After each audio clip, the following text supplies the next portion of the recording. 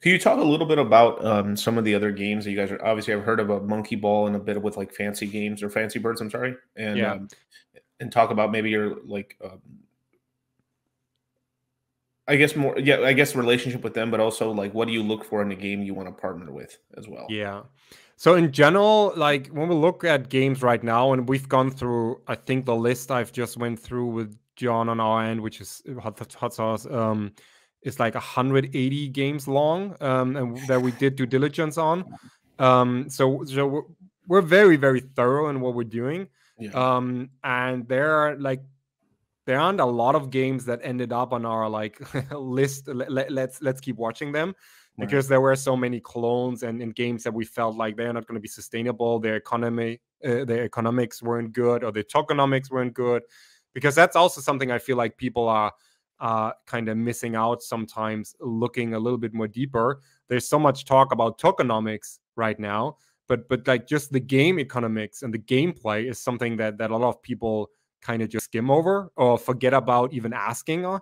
So they just see NFTs, big team, and kind of okay token distribution. I need to jump on that because that's not going to be sustainable if the game Right. is shit. Like that's going to crumble. So we're looking at quality games. We're looking at high quality in terms of like team size, experience, gameplay, long term survivability, all that kind of stuff. When you look at the games we're currently having on our, let's say, game list, um, that is, of course, these are games that we got into in a time of foundational setup, foundational growth. They all had different value propositions for Polymus. For example, Fancy Birds. I mean, first of all, it's a game that you can play very soon. Yeah. They had the breeding, the breeding is going to launch. They had the minting of the birds already, and as Polymos we were able to get in as one of the seed guilds next to YGG and Merit Circle, so we have Nice. like 250 Polymos branded birds. So it was great. Like we have great connection to the team. It's always a blast having them on as for an AMA. So this is more from the perspective of building connections in the space and seeing the Right. value that anything playable that you can jump on for fun for a while can give to the still emerging and developing GameFi space. Then Monkey League has a different approach to what they're doing. It's on Solana. It's turn based. It takes soccers and then blends it with monkeys, which is kind of like just fun from the IP setting wise. Right. And we also have some good connections to some initial backers and the team, et cetera, et cetera. So this was also more like from a partnership standpoint through prior established connections. Got it. But the game they are trying to build is very interesting as well. So it was kind of good to get exposure on that front because it could be a huge hit in Yeah. this kind of niche approach.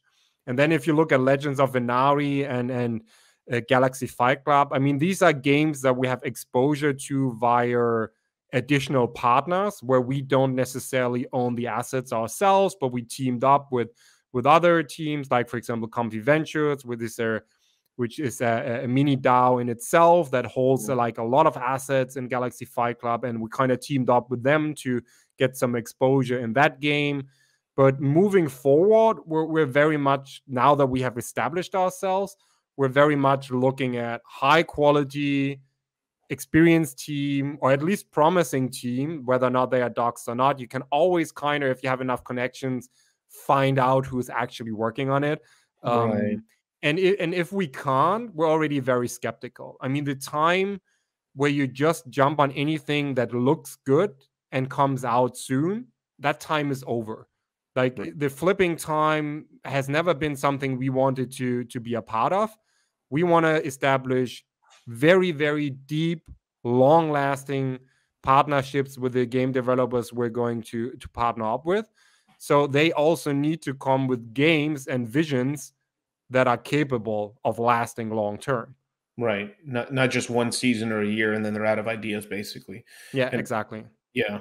I mean, I did actually. There's somebody. Dustin asked a really interesting question in the chat and stuff because I was gonna ask you about Star Atlas as well because it reminds me quite a lot of like Eve Online, but obviously